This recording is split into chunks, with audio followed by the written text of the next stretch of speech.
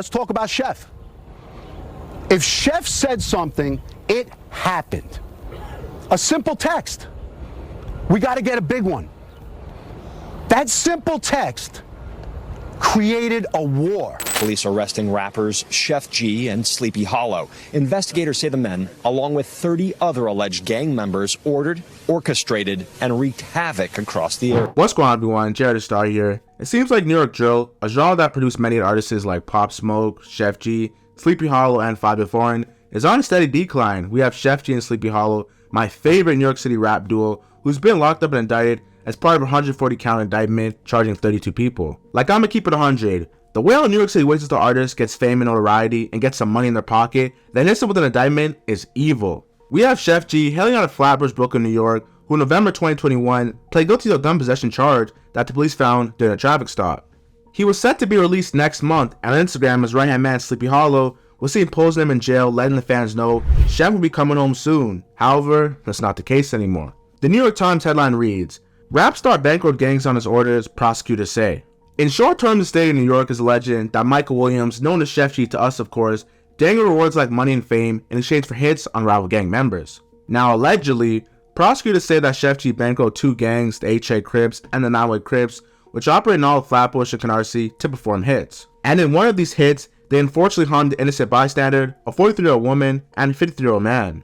Disregarding the two innocent bystanders, the series of violent attacks were very successful. So successful that the NYPD launched an investigation in October 2020 that overlooked 12 shootings with 13 victims, with one that unfortunately passed away, and 19 firearms were recovered. The Brooklyn Supreme Court has laid the hammer, taking this case very serious, as if convicted, Sheff G could face potentially 25 years in state prison. However, looking at the evidence is looking a bit shaky, as this is a state case. Now walk with me.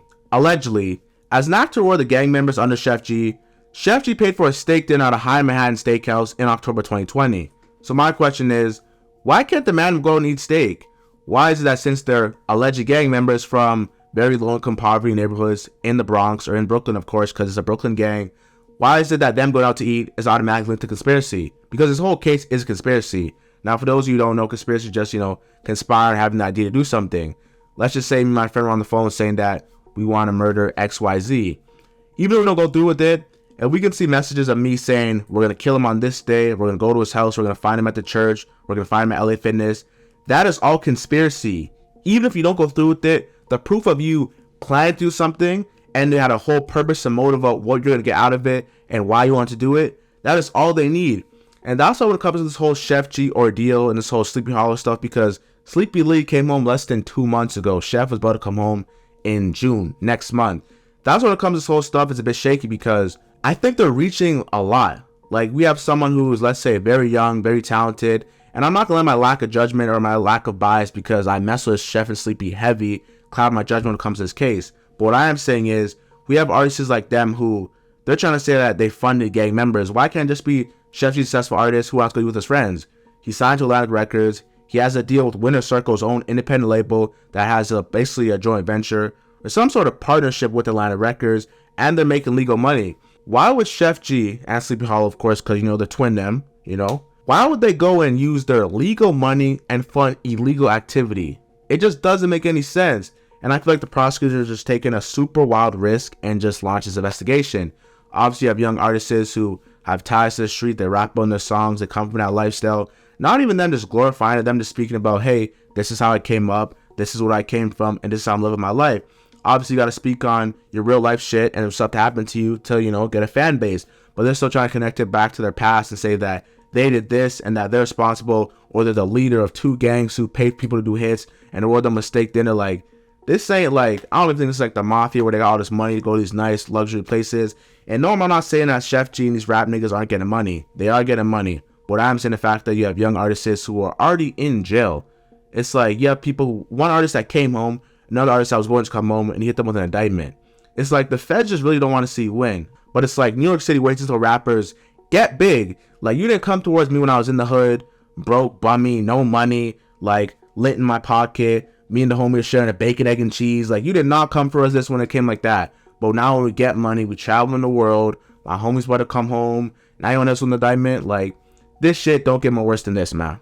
To be honest, I really think that this whole drill wave thing ran to the ground. We look at K Flock, one of the hottest young artists hailing out of the Bronx, came out with Is You Ready, Brotherly Love, PSA. That man had bangers, man. He had the streets on lock, the rap game on lock. Everybody respected K Flock, his realness, everything about him. But in December of 2021, he's outside of a barbershop. Someone tries to, take his life, and he's trying to walk him down, and Flock wasn't going for that and had to protect himself. He also was with a little girl, so you had to do what was needed. And it's so sad because, New York City, obviously being a very big metropolitan area, you can't have guns because, think of all the mass shootings that could happen on the subway, so it's very safe, of course. But when you live in the street life and you need to hammer on you wherever you go, it's not beneficial because you could have someone who tried to kill you. They could have video footage of them trying to kill you. And even the victim in this case, when they found his body, he had a loaded gun in his pocket. He had the pocket rocket on him. But nobody cares because you're not supposed to have the gun in the first place, because even though he was doing wrong first and he defended you, you're both in the wrong because guns are not allowed. And that's what I want to think about this whole drill wave. It's like if you talk about stuff you didn't do, you're a rap capper. And nobody likes rap cappers because, nigga, you're lying. We don't believe what you're saying. You are a fake. You are a fraud. But if you do what you're doing and you're like, yeah, I'm rapping all the shit that me and my friends really did, you're an idiot because you're self-incriminating, you're self-snitching. So there really is no winner nobody can please when it comes to this drill wave and all this drill shit. K Flock's situation is very scary, and let me tell you why.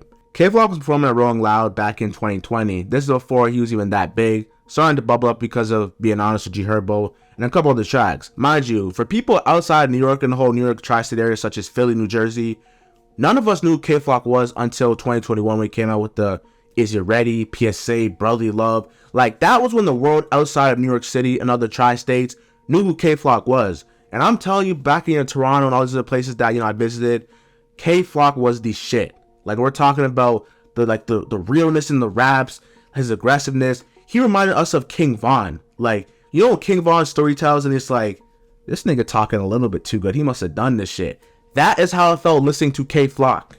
When we were at K Flock, as soon as I up at a move, just the shit he was talking about, like, I'm a demon, I up it in fashion, don't run, don't trip, like, just all the stuff he's speaking about, just like the realness of him is like, I'm not gonna say we never heard of it, we never saw it because we saw King Von, but it was unparalleled.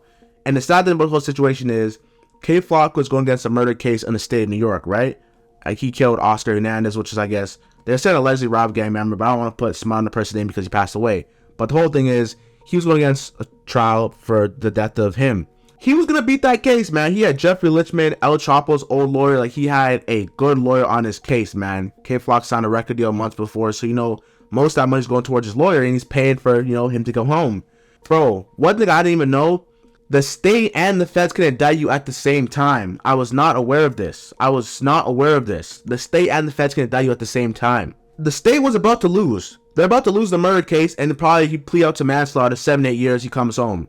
Because it's evident, bro. There's video footage, 4K quality, what happened. So he may not have beat the case, but a murder and a manslaughter, very, very big difference in time. 100%. But what the state did is they said, we probably gonna lose this. Pass it to my homie come Stockton. They passed it to the feds. And now the feds is the one indicting them. And with the feds, there's a maximum, minimum, maximum. And for K Flock stuff, the minimum that he can get is life in prison. And he's from New York, so they don't have the death penalty, so the maximum doesn't make any difference. But it's like, you're thinking about someone who's 18, gets indicted by the feds. It's like, bro, I'm thinking about how when you graduate from high school, that's when your life actually starts. You're on level 1. He's out here doing his thing, living that life. And I feel like a lot of stuff's about the environment. People act like he probably woke up one day and chose to be gangsters. There's stuff around him. He lives in the Bronx, different stuff like that. I really feel like crime is just, a byproduct of your society. Like, no one wakes up a criminal. Like, you don't have food, you steal from the convenience store to get money, or get food, because you don't have money. It's all a cycle, is what I'm trying to say. And let me take it back to the whole Bronx drill wave, because what I'm saying is, we have artists who are very talented, getting money, but still living in the same environment, still stuck in their ways. Sleepy Hollow, Sheff G, those guys when I think about Brooklyn drill rap, like the last of a dying breed. Pop Smoke passed away. Yes, we still have Fabio Foreign, but like Fabio's going to other genres, collaborating with other artists as he should. He's perfecting and he's raising the ceiling. But when it comes to this whole drill wave, we have K Flock, we have D-Dang, even though they're cousins, allegedly, I don't know what happened. D-Dang is on Rikers Island. Casanova 2 times fighting the Rico as well. bunch of other people. It's just a whole sad situation when we get to it, man.